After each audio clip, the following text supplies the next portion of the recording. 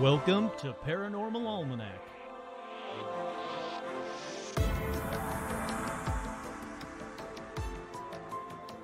With your host, Kurt Sandvig.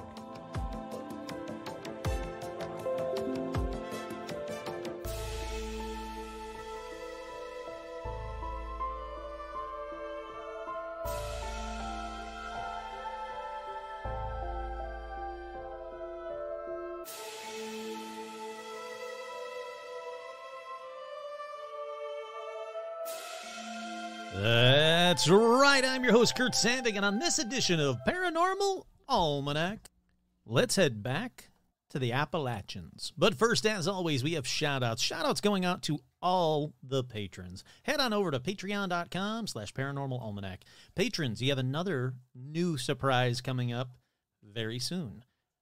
All right, shout-outs going out to Kelly Joe, Menace the Beast. I got to stop and say a very, very special shout-out to Menace the Beast. He sent me one of the coolest things that I've gotten sent, and I got a lot of cool stuff sent to me from amazingly talented listeners, but he sent me this mask. I'll show it to you on the next live episode. I already put it up on the Facebook pages and stuff. It is freaking cool. All right, let's get back to the shout-outs.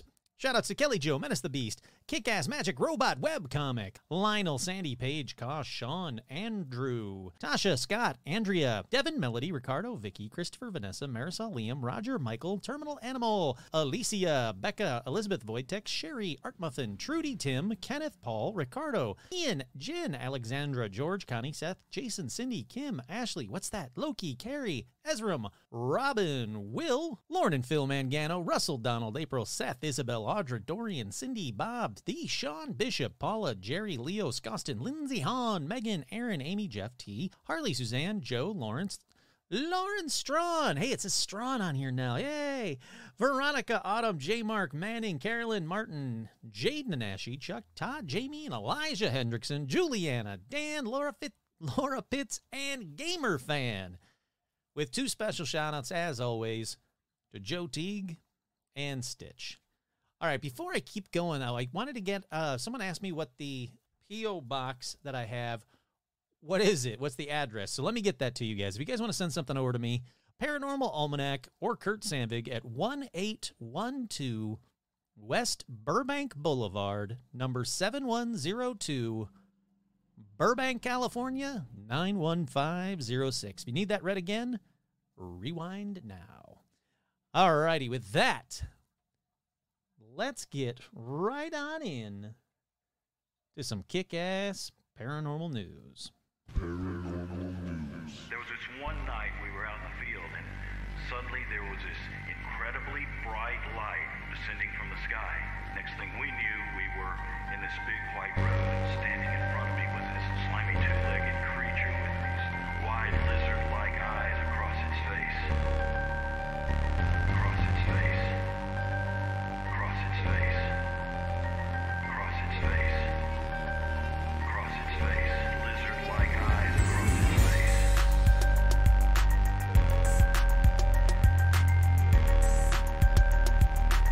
Lizard-like eyes across its face.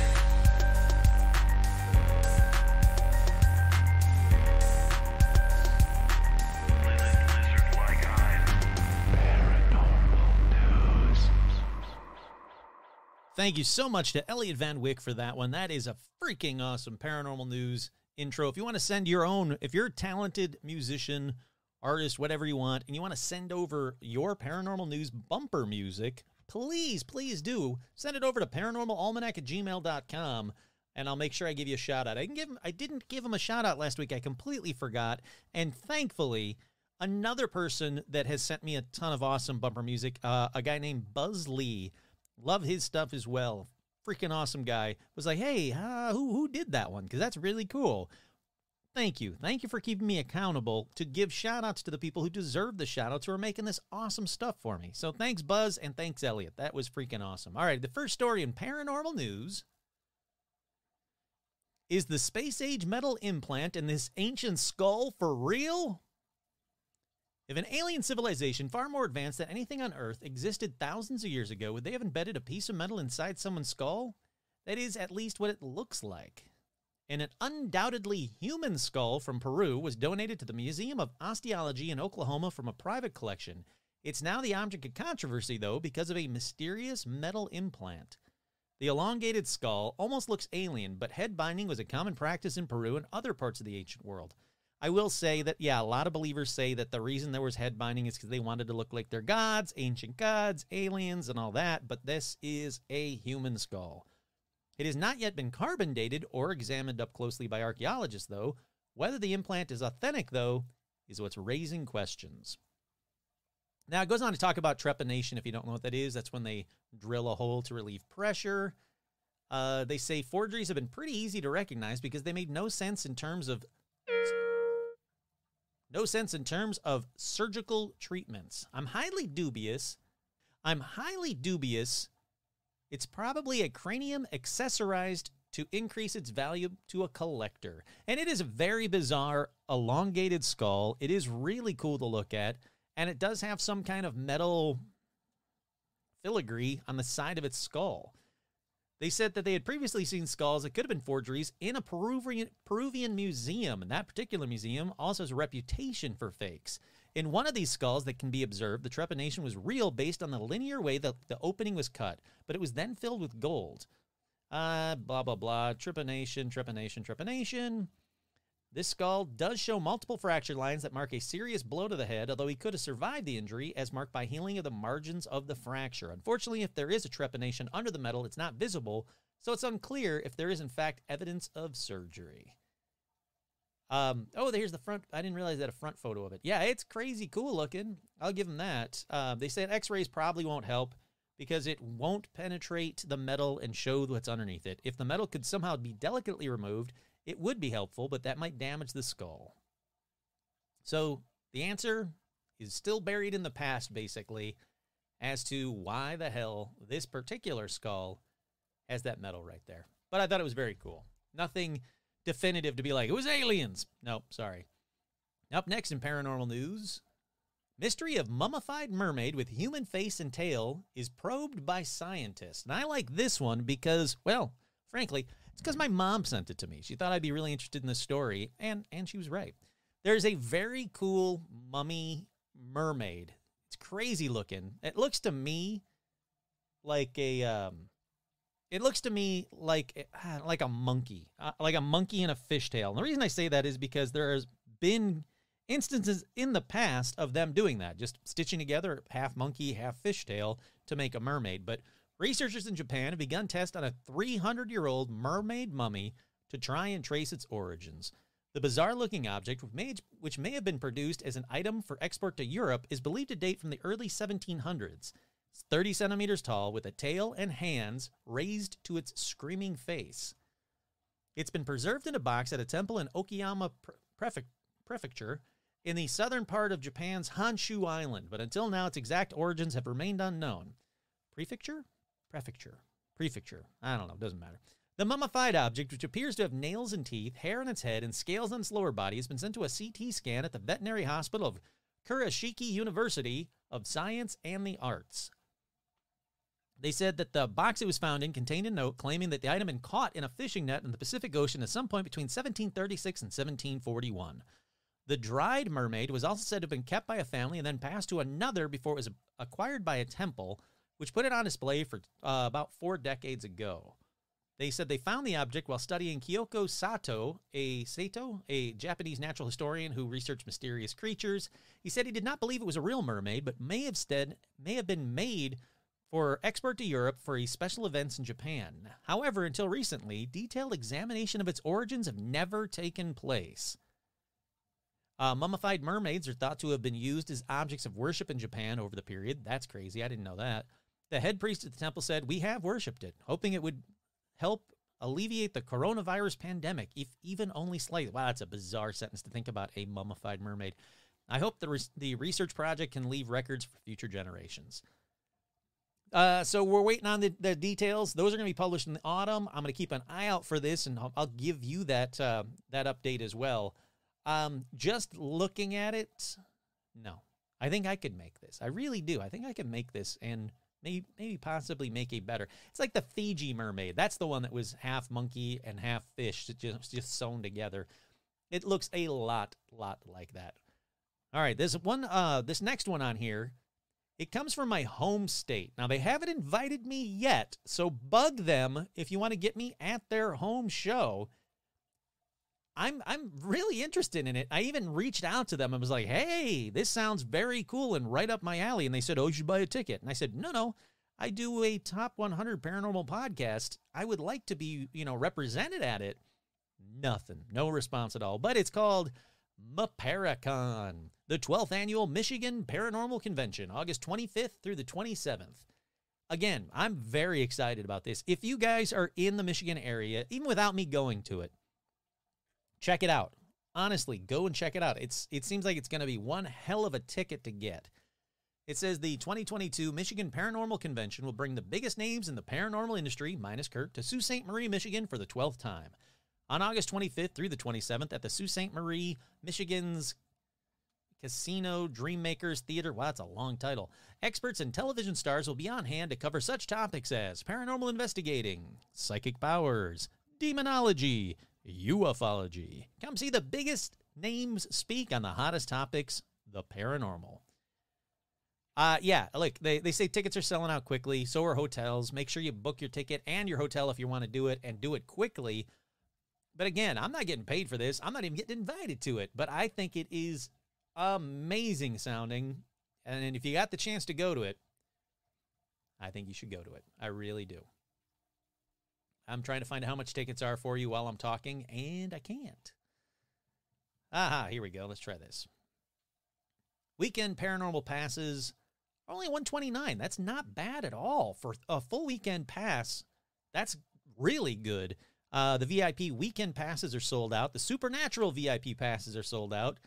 The Thursday day pass is $75, Friday $75, Saturday $75. So great prices. Great event. I mean, it's got a ton of people. I was trying to find, where is it? Events, maybe? No. Calendar events, maybe? No. You're going to have to go to the website. But check it out. Everybody who's everybody in the paranormal community, except Kurt, is going to this, and I really think it's worthwhile. So check it out if you're in the area or are going to be in the area. Okay, up next in paranormal news, woman 29 has daily encounters with aliens after first UFO visit during the lockdown. Lily Nova, who's 29 from St. Louis, Missouri, said she had her first encounter with aliens in November 2020 after taking up astrophotography to cure her lockdown boredom. Says she's been visited by aliens ever since. The encounters didn't stop. She's claiming the extraterrestrial beings visit her on a daily basis now.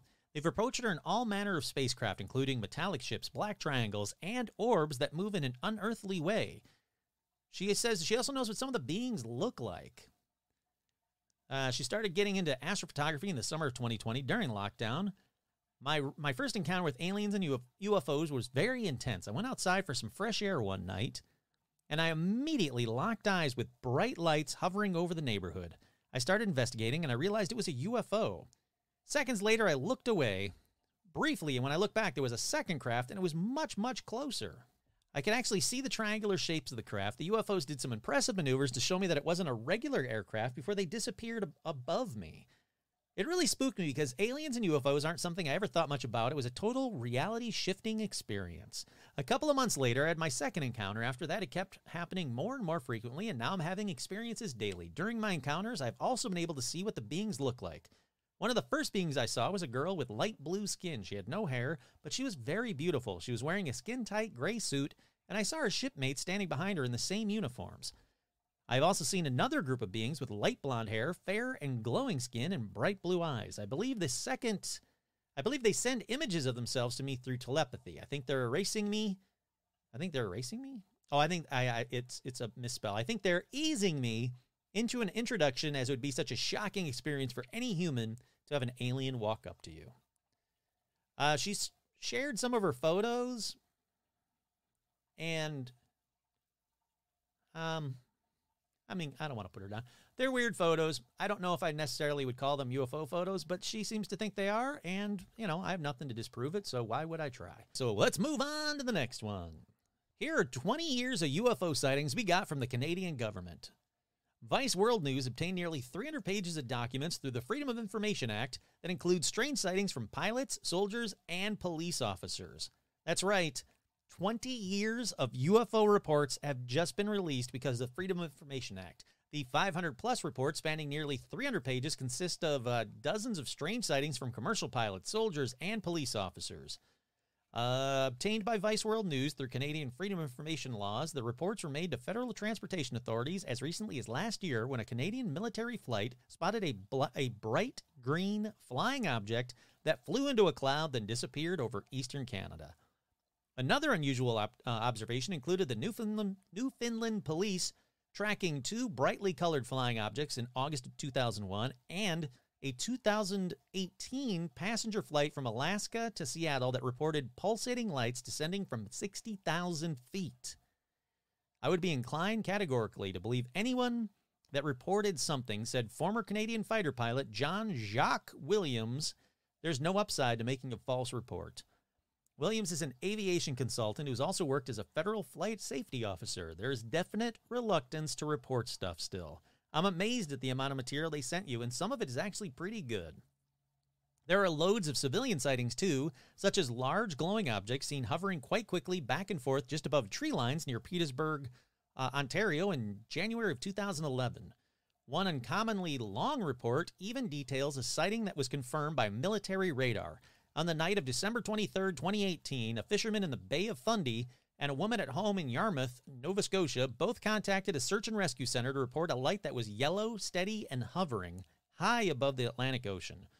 When the Royal Canadian Air Force personnel reviewed radar data from NORAD, the Joint Canadian-U.S. Air Defense Alliance, they said they observed 3 primary radar hits that correlated almost exactly to the time and the location of the sighting. So, not Pluto, not Venus, not Jupiter, not any of that crap.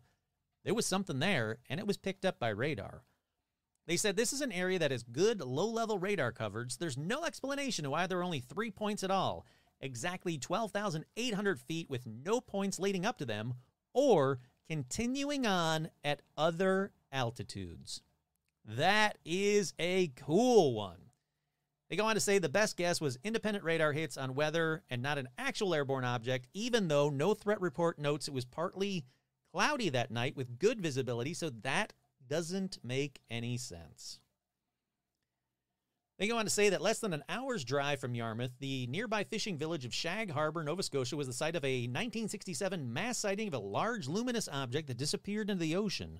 The reports also include previously unpublished documents on Canadian UFO cases covered in other sites, like the Alberta Air Traffic Controllers who spotted a solid bright light that appeared too fast to be any commercial aircraft on December 2009, and a Manitoba police officer who filmed an unidentified bright yellow and orange light with their cruiser's dash cam in 2011. Finally, on April 2018, cargo flight from New York to Alaska that reported an object flying sporadically and moving at Mach 4 over northern Canada.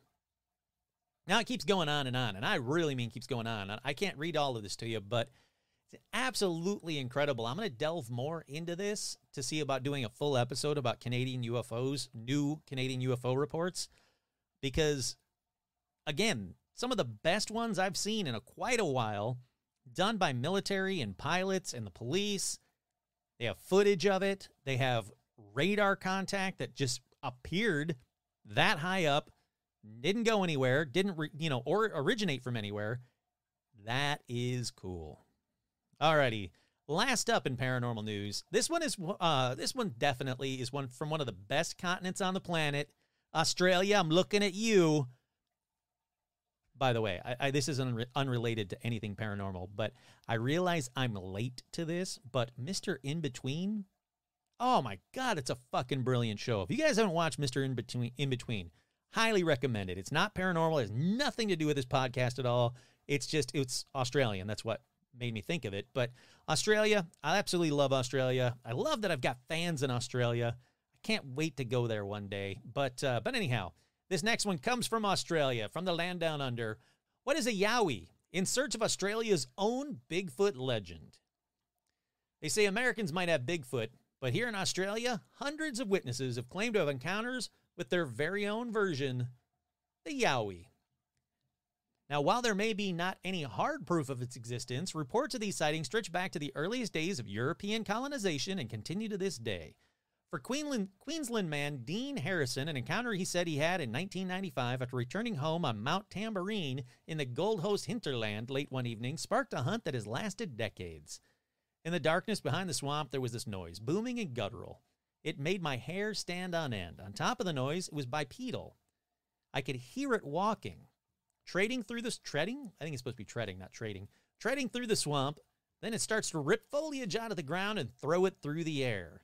Now, he wasn't keen on taking a closer look at whatever it was, not that time, but later he concluded what he had heard was a bipedal creature with a massive vocal capacity and hands.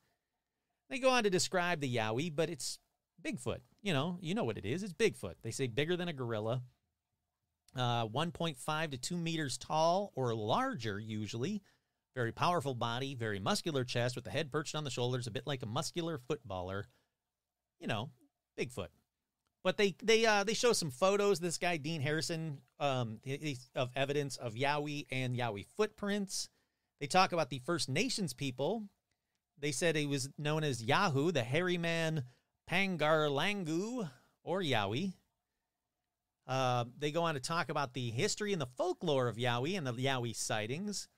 And they said that there's more and more Yowie sightings every year. They're not going away. They're not getting less and less, or fewer and fewer. They're not going away. They're getting more and more, actually. I don't want to read all of it to you. There was a part that I wanted, though. They talk about the Australian Yowie Research Center that Dean Harrison did. And he says he regularly goes on expeditions up and down the East Coast, following reports of witness sightings, whether it be of the Yowie itself or footprints or other assumed evidence of its presence. His extensive website includes histories, photographs of the huntings, expeditions basically, and reports of witness sightings from across the country. Although most of his efforts are focused on the eastern seaboard, particularly the Gold Coast hinterland and the Blue Mountains. They go on to talk about him using thermal cameras and technology and getting closer and closer to figuring out what a Yowie is and not shoot a Yowie. Don't fucking shoot Yowie. Alrighty. Let's close up the old paranormal news bag. And, let's take a quick break. We'll be right back.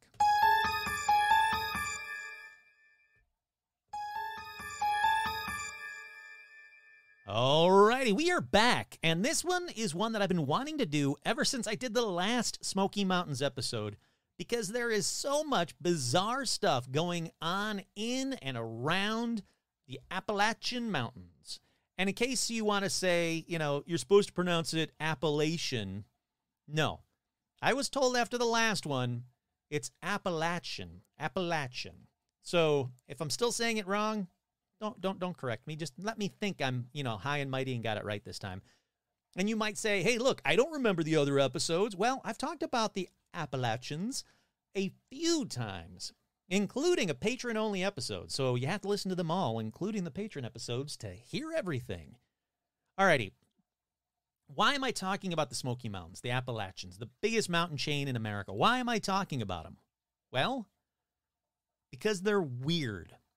And I mean, just about everything about them is weird.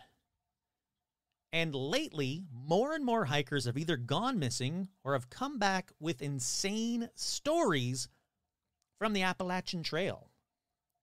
The stories that they really are talking about lately have been feral human beings. So let's start there. Let's start with them. Now, this feral human being I thought was actually kind of a new thing, maybe in the last 100 years kind of a thing.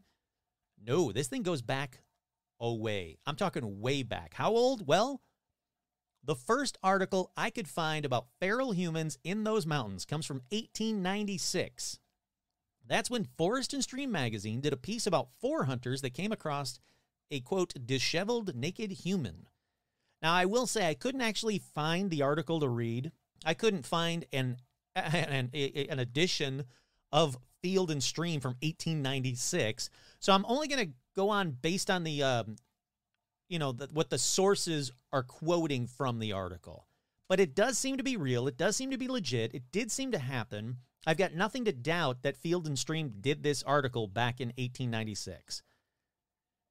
So since then, pretty much every decade has had reports of naked, disheveled human beings eating dead animals raw or stalking hikers. Hundreds of witnesses all seem to have the same general descriptions since 1896. Human-like. Malformed facial features, including like a bumpy or knotty forehead. Matted hair. Nude. They eat raw flesh. And they all have a putrid, skunk-like smell. Now, an eyewitness from only 2 years ago said they came across this one, and it wasn't too deep into the trail. It was over by a waterfall. They said they saw a nude man squatting, eating a dead deer, untamed beard, lumpy forehead, big nose, and almost a demonic, putrid smell to him. So I'm assuming they mean almost like a sulfur putrid smell, but they don't really go into detail, so I'm just kind of guessing there. Now, here's a quick piece from Smokies.com, which is all about the Smoky Mountains, the area that we'll be talking a lot about. I don't want to read the whole piece to you, though, so I'm going to just jump down to... now, I'm not going to talk about the disappearance of Dennis Martin. You can look into that. It's a scary story. Here we go. Feral humans in the Smoky Mountains. Over the years, this account made it to the internet where charlatans, shysters, and hucksters have teamed with conspiracy theorists and other curious folks who formed wild theories about feral humans in the Great Smoky Mountains National Park regarding what really happened to Dennis Martin. Again, I'm not getting into that story too deep. I think I brushed upon it in the Missing People National Park episode. But one of the most popular theories involved wild men. That's right, feral humans who live in the mountains and go about snatching livestock and children at night.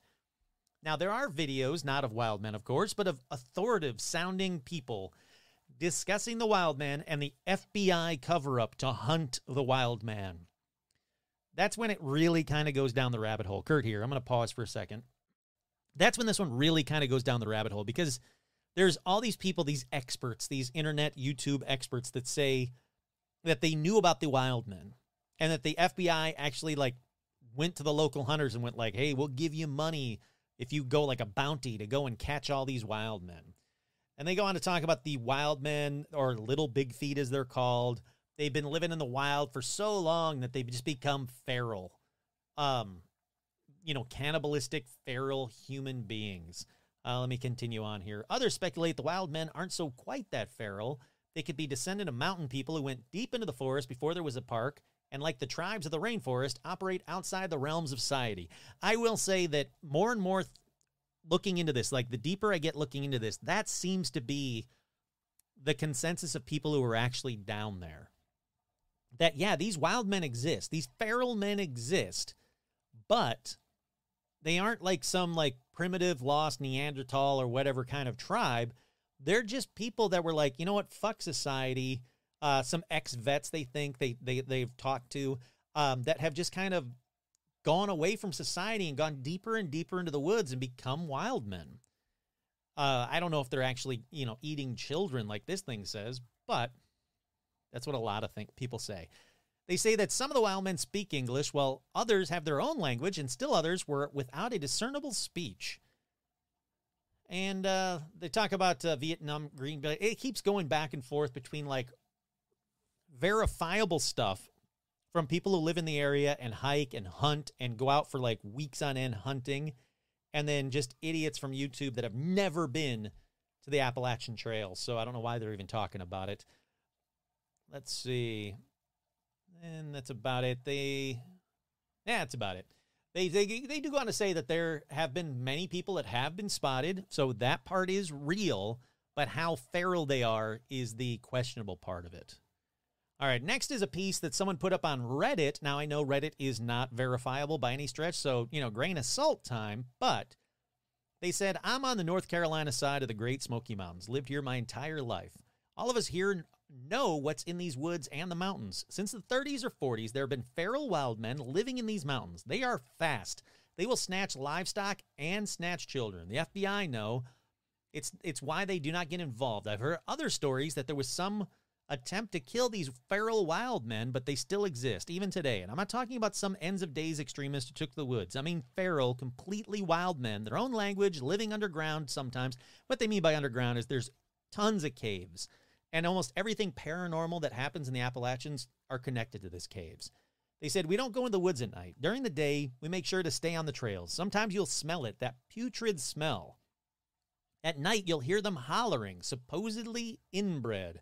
The locals around here know what happened to Dennis Martin. He was snatched by one of the feral wild men. It's not uncommon for people to go missing here.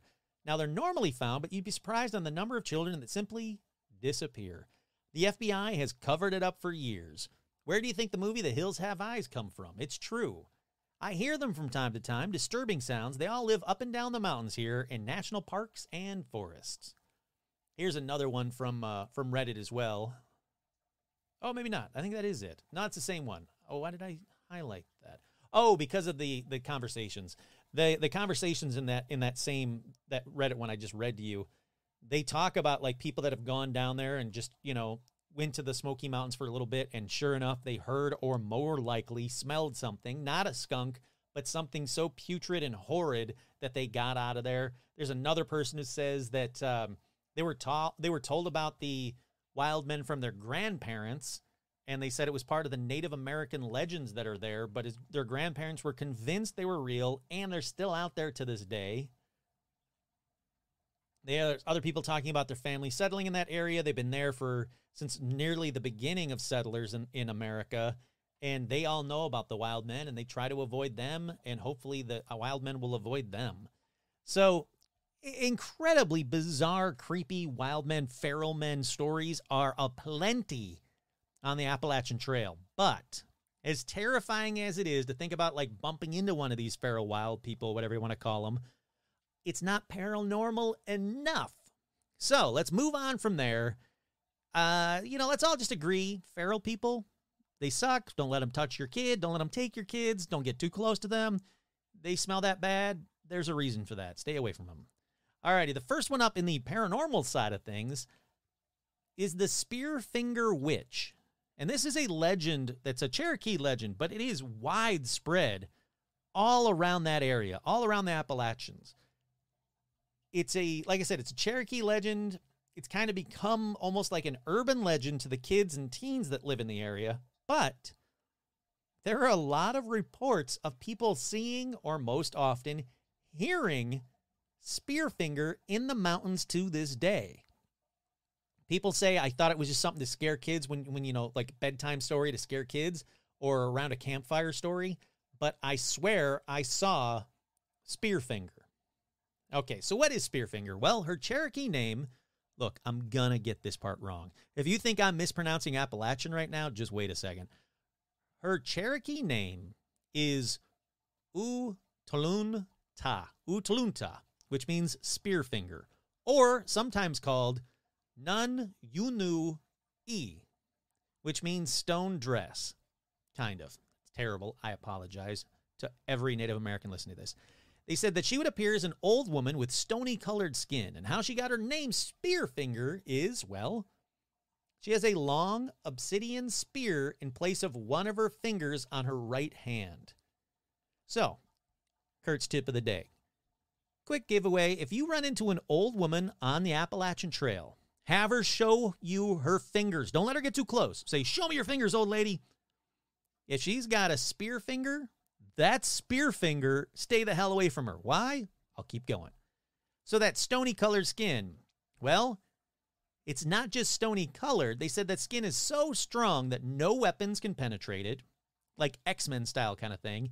And if she got close to you, she would use that Spearfinger and stab you. While you're bleeding out, she'd remove your liver and eat it. See? Keep the old ladies away from you on the Appalachian Trail. Now, they say that she has the power to lift or move large boulders to trap or confuse people on the trails. It's said she is most often seen on the old Tennessee side of the Chihowie Mountain Trail. Also, she's seen most at the north shore of Lake Fontana on the Norton Creek Trail. And also, she's seen at the remnants of the bridge in Whiteside in Jackson County, North Carolina, which is far to the south, close to the Georgia border. That seems to be where the most of the sightings of Spearfinger are. But again, tons of sightings of Spearfingers. Like I said, not only sightings, but they hear her. So what do they hear? Well, they hear a woman, an old woman, singing almost like a nursery rhyme in Cherokee. So again, if you hear some creepy nursery rhyme in Cherokee, I'm not going to read it to you because I'll get every word wrong. It's about wanting to eat your liver. Like basically like, I'm an old woman, here's my spear finger, I'm going to eat your liver. So there you go. It's not the words at all, but you know, you get the gist. Now, there's a place called, it's known as Thunder Mountain, and that's where she's most often seen in autumn. So if you guys are by any of these things, the Chowee Mountain Trail, the North Shore of Lake Fontana on the Norton Creek Trail, the remnants of the bridge in Whiteside in Jackson County, North Carolina, the Thunder Mountain area, especially in autumn. Definitely don't go on the Thunder Mountain Railroad with her. Depending on where you get your info, she may also be a shapeshifter like a skinwalker, but that spear finger is always present. So lots to unpack there, like a lot to unpack there. Now, there's more to this legend, and there was something alongside Spearfinger.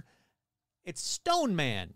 Now, Stone Man would fight her, but the main points of this legend are what I've told you already. The Cherokee, they killed her, and then Stone Man, who, fun fact, could only die by the sight of 7 menstruating women. How they figured that one out, I want to know. Like, how did they go? Did, like, one menstruating woman stand in front of Stone Man? He was like, ew. And they're like, oh, we got something here. Bring another one out. Oh, 2. He's not liking that. Keep going. 3. Oh, here we go. But basically what they did, they had 7 menstruating women sneak up on him, each one weakening him more and more with their menstruation until he fell to his knees and they burnt him alive. So you don't have to worry about Stone Man. But keep your eye out for an old woman or animals with spear fingers. You know, they seem bad is what I'm saying. Weird one, right? It gets weird. It gets wackier. Don't worry. All right, let's move on from Spearfinger to the legend of the Butchum. Or as it's also known, and hold on tight because it's got a lot of names coming here. The Butchum is also known as Nobby in Cleveland County, Butchum, most of the areas, Woolly Booger in the Drexel area, Wampus Cat in eastern parts of North Carolina, the Green Swamp Beast in Brunswick County, Turtle Man in Cedar Island. You guys got to figure out, he looks, when you hear about the Butchum, you're going to be like, Turtle Man? Most of these aren't really good, but Turtle Man? Come on. All right, let's keep going. There's Monkey Man. And finally, the Chickly Cuddly. That's right, the Chickly Cuddly. All right, this one's tough because eyewitnesses never really get a good look at the Butchum. But to me, to Kurt here, the Butchum sounds like a Bigfoot. Stop giving him a bunch of stupid names. It's a Bigfoot. But locals there swear that he's different from the Bigfoot, so maybe I should watch my mouth. He's described as being about 8 feet tall, a mixture of both man and beast, with thick, shaggy, gray hair that covers his body, but he has a human-like face, which is never described as handsome. All right, Kurt here. Look, that last bit just seems mean. There is no need to say that he's ugly, too. You don't have to be like, and he wasn't handsome at all, either. All right, back off on the Butchum here. Now, like Bigfoot, he's usually spotted at a distance across, like a big distance, across from like ravines, on cliffs, on rocky outcroppings. Like Bigfoot, his calls or screams are heard mostly at night. And from everything I can find, he has most recently been spotted in the Balsam Mountains. That seems to be his lair. Now, that's a range that adjoins the Blue Ridge Mountains in the southwestern Haywood County. He's thought to live in caves. See, told you. Caves are everywhere in all of these stories. In that region, he's thought to live in caves. And just like Bigfoot, the Butchum loves shiny objects and the ladies. Now, early stories about Butchums were mostly like women that were bathing in like creeks or rivers. And they were like, oh my God, there's a Butchum staring at me from behind the trees. And then you kind of wander away. So Bigfootish like. And supposedly the Butchum collects natural gemstones in the area and keeps them in his cave and has basically like a treasure trove of natural gemstones. All right, here we go. Here's part of the legend. The Butchum protects his gemstones by storing them at the bottom of stone jugs. He fills the jugs with pertinent juice, or what is commonly known as moonshine, although some sites say it's not moonshine at all, but the elixir of life. That's right, the very elixir of life that keeps you alive forever. It's not in Florida. It's not in Cuba. It's in a Butchum cave, in a clay jar, clay jug. Now, even if a gem seeker should happen to find one of his many jugs, no self-respecting mountaineer would dare waste this coveted liquid by pouring it on the ground. They would drink the contents until empty, which would then be followed by a long, deep sleep. They would get so drunk, basically, they would, fall asleep. Then the Butchum would return, retrieve his gems, leaving the thief with nothing but a splitting headache when awoke. It gets worse, people. Here's some more nonsense about pertinent juice from the Butchum Info website. Alrighty, Butchum Info website. Let's scroll down. We don't have to go to the Urban Dictionary definition. Here we go. He acquired the name the Butchum. The Butchum also found jugs of the sweetest tasting drink in the known world, pertinent juice. Pertinent juice, that's P-E-R-T space N-I-N, juice, had what is called el elixir de la vie. French for the elixir of life. Pertinent juice is the reason the Butchum still exists today. Some of the gems have been found within the last 30 to 40 years, but I will not disclose this location in which they are currently stored.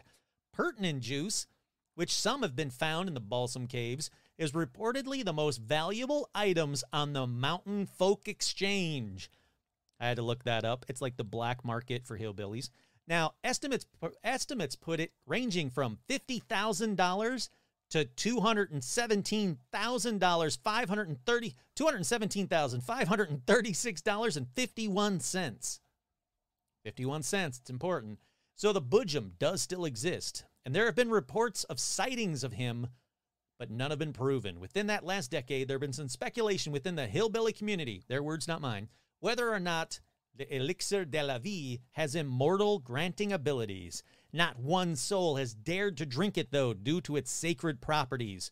One thing for sure is, the Butchum means no harm, and is outspokenly against bigotry.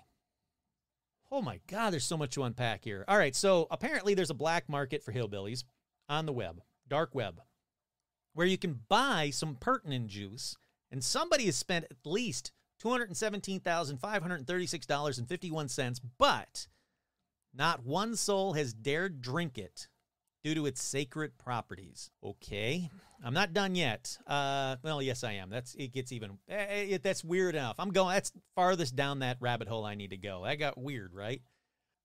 Nah, I'm not going to go any deeper into that Butchum. All right, let's keep going. Let's move on to the Greenbrier. Oh my goodness. Let's move on to the Greenbrier restaurant in Gatlinburg, Tennessee. Hold on, I need some pertinent juice. Let me take a quick swig of my pertinent juice. There we go. The Greenbrier restaurant in Gatlinburg, Tennessee. It's said to host one of the most famous ghosts in the whole area. All right, here's that time, that old familiar time that I tell oh so much, the tale that I tell oh so much.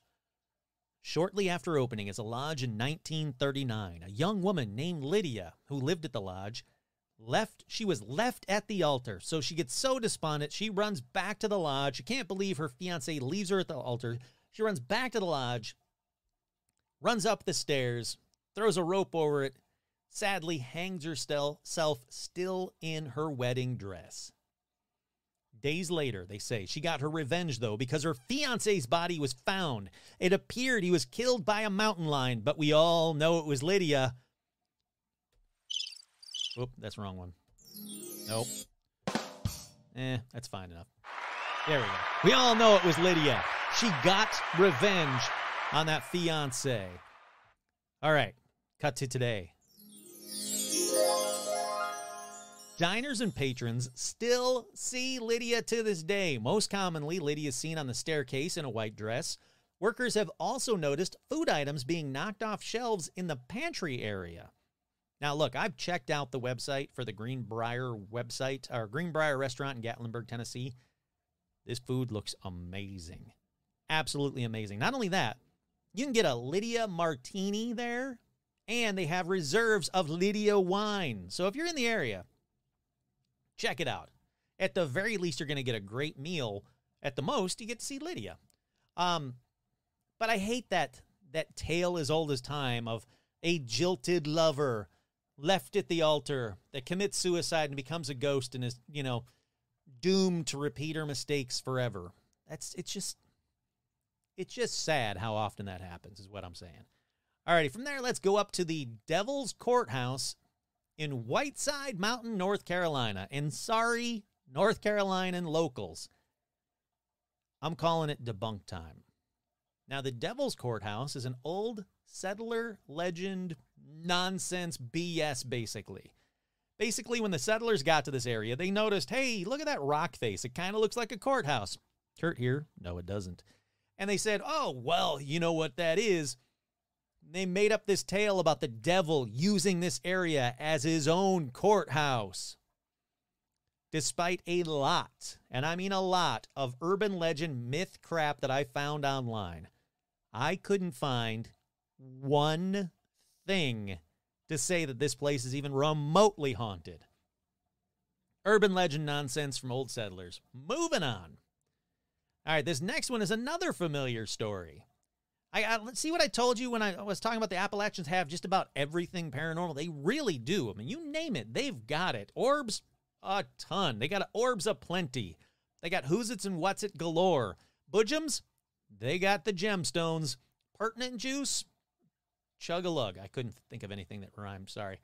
But anyhow, here's another familiar story. It's the hitchhiking woman ghost story. Her name is Lucy. She's seen by a lot of people, and I mean a lot of travelers. Now, it's in the Roaring Fork Motor Trail, and she's just seen hitchhiking. They see a woman in white. Oh, actually, nope, she's not in white. I apologize. They see a woman hitchhiking. Now, she doesn't seem to get in the cars and then disappear like a lot of them do. Although she is seen like hitchhiking, and then when they go, what the crap? There was a woman hitchhiking. They look back, and she's gone. She's that kind of hitchhiking ghost. Now, of course, they made a totally BS backstory. They just made it up for no reason for this one, too, as is the, like the want to do nowadays. All right, here it is. Legend has it that Lucy died in a cabin fire around 1909. Kurt here. Proof? No, none. About a year later, a man named Foster. Kurt here. Proof? No, none. He was in the market for a wife. He spotted a beautiful woman in the woods and shared his horse with her. He found it odd that Lucy was barefoot on a cold winter's night. Apparently abnormal warmth. What? It doesn't matter. He was enraptured by her beauty. He fell in love with her. When he went to seek her parents' approval, they informed him, what? Lucy passed last year. Dun, dun, dun. Yeah. A completely unnecessary backstory, none of which is true, for a very cool ghost. I couldn't find anything about a fire. I'm sure there were fires. There were fires all over the place. I'm going to talk about fires in a minute. But couldn't find anything about a guy named Foster with a woman named Lucy. I couldn't find anything about he bought a wife. There was nothing. None of this was true. Ghosts are cool enough. They don't need a made-up backstory. All right, up next is another one that I have a feeling is made up, another urban legend, but since I can't prove that it's fake, I'll add it to the show. It's the LeConte Inn, or LeConte Lodge. LeConte Lodge or LeConte Lodge? I don't know. I'm sure I'm saying it wrong both ways. Now, the only haunting info I can find, and it's the same on every site. It's all regurgitated from the same crap. There are several reports of people seeing a little girl at 3:33 in the morning at the foot of their bed. As soon as they wake up, boom, she's gone. Could be true, I guess, but it just seems kind of fishy to me that it's only that little bit, nothing else. No, people that, leave stuff on the LeConte Lodge website to be like, hey, look, it's just true. I saw her too. No, that's it.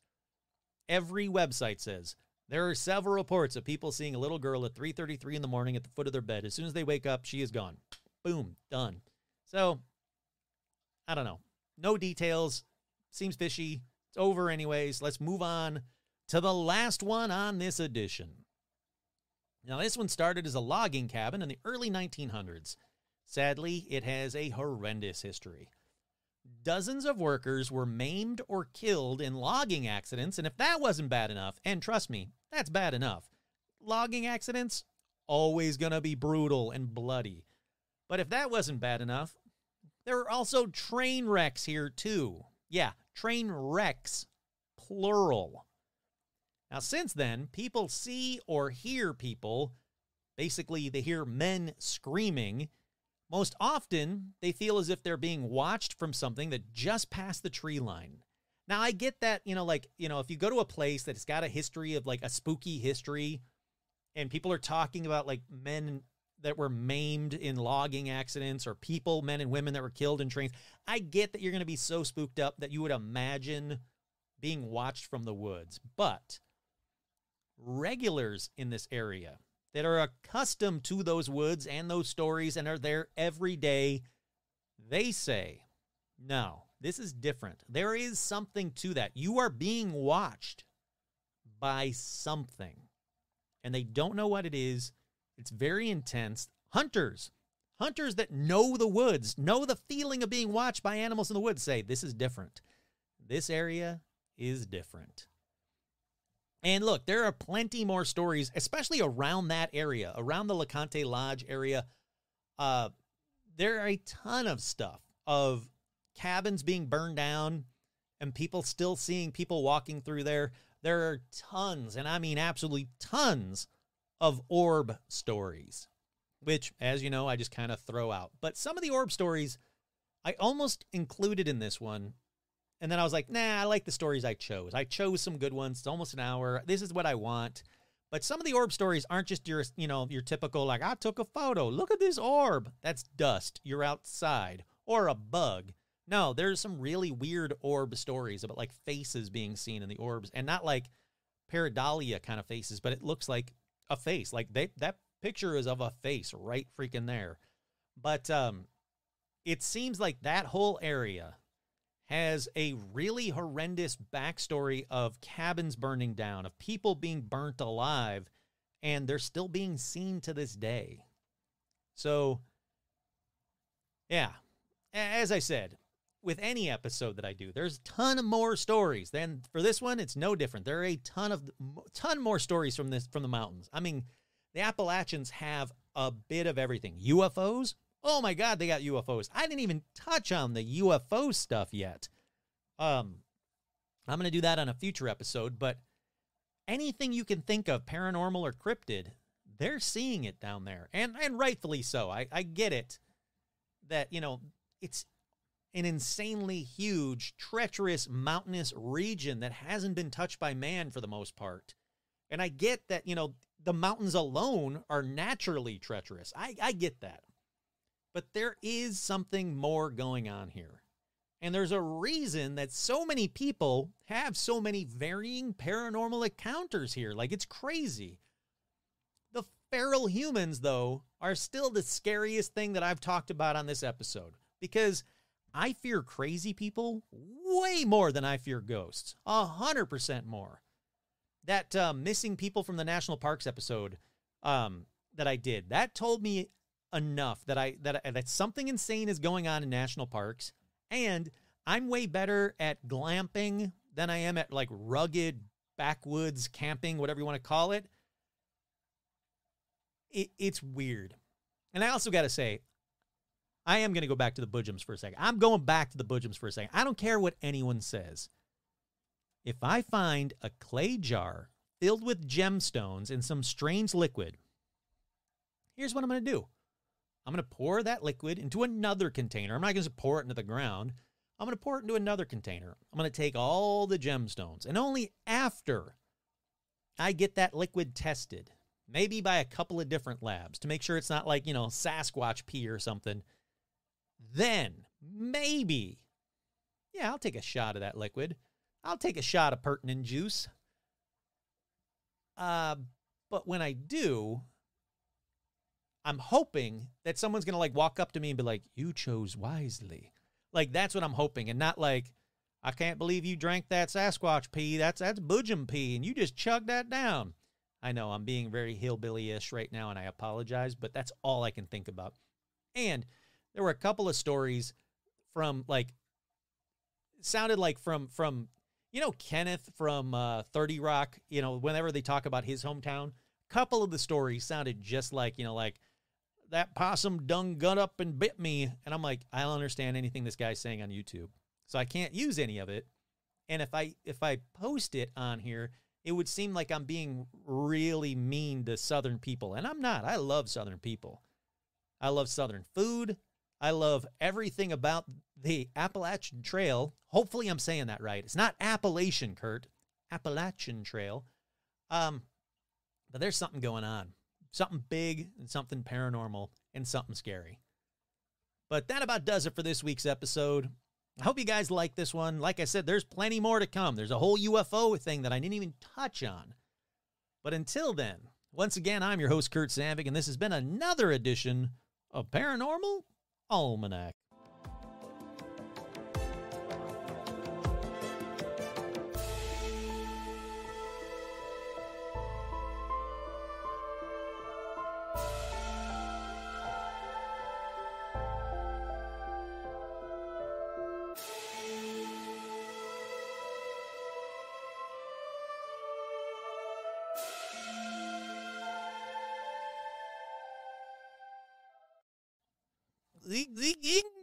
Sweden and Rock. He stokes as in the English.